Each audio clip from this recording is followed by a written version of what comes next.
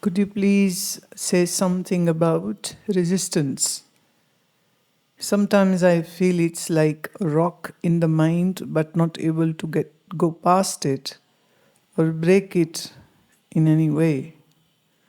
The mind gets disturbed, but it's not willing to surrender this resistance. What you are calling resistance is nothing more than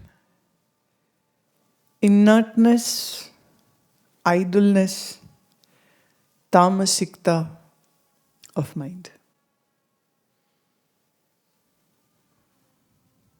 What you are calling resistance is the tendencies of the mind to look for comfort in each and every arena, in the senses, in the body, in the life. And truly speaking, man or woman both want to live like an animal. Problem with humans is this, that humans have so many societal, family restrictions, ethical, legal, moral, religious decrees are there.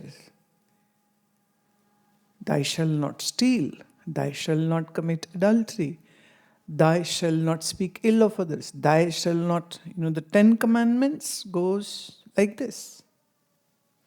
And somewhat similar things are there in other religions. Why they had to say this? Because people are committing adultery. People are committing adultery. People are stealing. People are liars. People are deceitful. People are egoistic. People are very angry. And people are dictators in their own minds.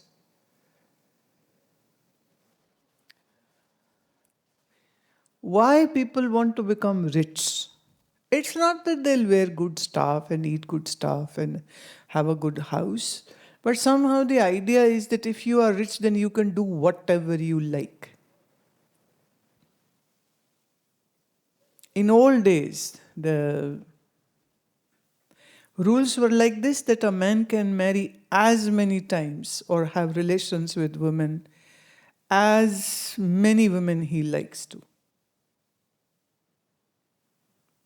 As many, I'm saying. Hence, all the kings and the emperors of all regions and races, should I say, would have concubines and slaves and sex slaves and many, many wives. And yet they are not satisfied, and especially, some communities are very prone to this kind of behaviors. Like in our country, you go 2,000, 3,000, 4,000 years back, there was no gungat in our country. Oldest temples in south part of Bharat, Madhya Pradesh, Chandelas made temples, Konark, Puri, Ellora, Ajanta, list goes on and on. Every state, Maharashtra, Jharkhand, Madhya Pradesh, Uttar Pradesh, Karnataka, Tamil Nadu, Bengal, all these ancient temples. You have these sculptures of men and women who are like almost naked.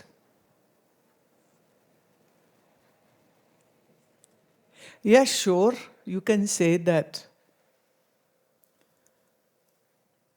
Because there was no need to cover up. So they were living the way they wanted. The sewing machines were, you can say, were not there, but mind you, in Bharat, they were using thorns and they were using threads of gold and silver, even in old times. And they are wearing beautiful jewelry, and of course, if the jewelry is there, then the jewelers are there. And they knew how to melt gold and silver and copper, and they knew how to make ornaments out of that. So they were not like living in the caves and they know nothing and eating raw meats. No, no, no. Yet their women are shown wearing the lowers, which is sometimes just a piece of a jewelry which covers her pelvic region and her lower back, but her chest is all open, and which is like wearing many, many necklaces and floral things in her neck. But then comes the times when Bharat was being invaded and the women were being kidnapped and forcibly taken in front of their own family members. And then came the idea of covering up. And then came the idea of covering the faces, the gungat. It was just to safeguard their women folk. Before that, it was not there. Even today, if you go in some of the tribal areas, in Gujarat, in Andhra, in Madhya Pradesh, in Odisha, in villages still the women don't wear any blouse, they're just wearing a sari, and they just wrap it around their chest and back. That's it, no blouses. And nobody bothers and nobody is like eve-teasing them, because all the men folk are very habitual of seeing their women like that. Not a problem.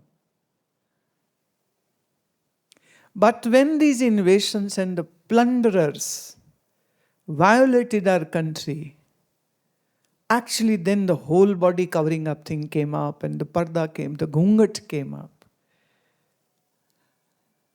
I was just now in a small town in Madhya Pradesh, and the woman over there who came to see me, she was wearing like gungat. And I said to her, why are you covering your face? And she kind of pointed towards her, father-in-law and the other men folk of the family. And I said, no, don't do it. There is no need now. It's not mark of respect to anybody, and it shouldn't be taken like that. And I said, let me see your face. Don't cover it up. And there is nobody who can harm you now. Right? But when the minds became evil and they lost the respect towards the woman, then the resistances came up.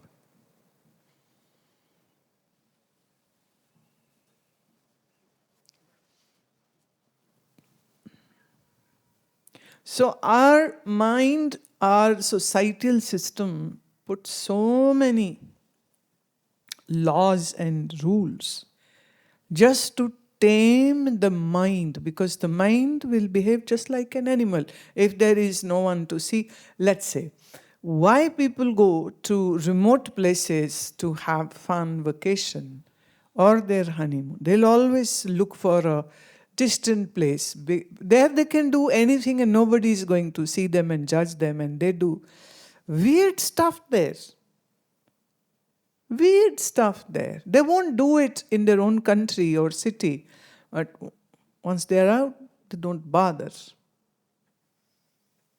And mind has some very animalistic desires. Nothing wrong in there, but animalistic desire means now you are no more a human being. So in times, A powerful man will have many women.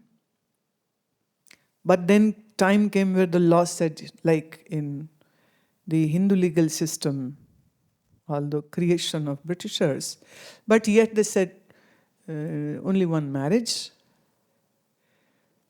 Two is not allowed, that's polygamy. But yes, then we do have the personal laws of different community where they can. That's a different story. I don't want to go into that zone. So to control the animalistic attitudes of the humans, these rules are made. If there are no rules,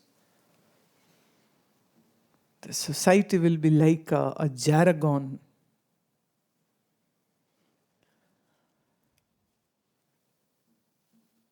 So mind likes indulgence. Mind likes to do whatever I want. My life, my body, my freedom. This is the most popular statement. I don't care. That's the statement. But when we say that a person is now inclined to the spiritual path, to the yogic path, then the yoga begins from discipline. Now, mind is animal. The yoga is all antithesis of the animal. What does the mind want? Let's say a normal person. I'm not saying that a yogic person is abnormal, but still I'm saying, what does a normal man or woman like? Good food? Yes? Hours and hours of sleeping comfortably in your bed? Loads of men or women to have physical relations? Variety of food of every cuisine possible? Loads and loads of money so that they can buy the stuff? Cars, clothes, luxury item, purse, bag, jewelry, this, that, whatever. And no law should be applicable onto the person. Like if somebody gets angry, just like an animal, you killed another human being and no law should come and touch you. You were angry, you slapped somebody, you beat up somebody, maybe you killed a person and nobody says anything. See, animals live like that. If an animal is on heat, then the male, female will be having sex right in the road, by the street.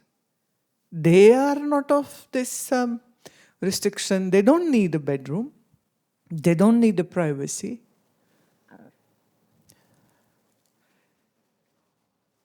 But for humans, say, no, that's not correct. You do this stuff in the privacy of your room, not on the street, not on the road.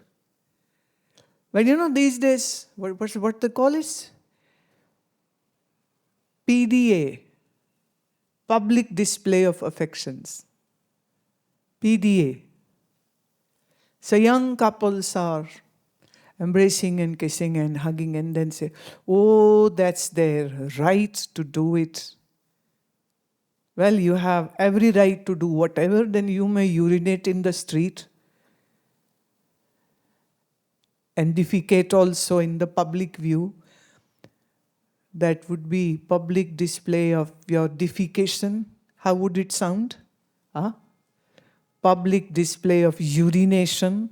How would it sound? If that seems odd to you, then kissing and hugging and smooching, how can that be, At least in Bharat, we had this decency. It's like a respect of the elders. We are not saying that this country was an asexual country. Absolutely not. But still they had a system. Still they had a system. In respect of their elders, in respect of their mother and father, they wouldn't go into doing this PDAs. And our country has a robust population which tells they are not asexual at all. Hence, we have a huge population. But still we have some restrictions, which you may call it conservative, but we still have this in our fabric of our society. So when the sadhana thing comes in, this is then like rising above your animalistic approaches. Now my dogs and my cows and my calves and my buffaloes will not seek my permission, may I go to bathroom. They will just urinate in front of me. Or defecate. And we don't mind because they are animals. They are tied to the pole. And we don't have separate bathrooms for them. But if it is a human being, if you say, okay, if they can do, I can do. Now that will be ugly. Huh? Wouldn't it be? So the system is there. So the yogic system is all about rising above your animalistic urges.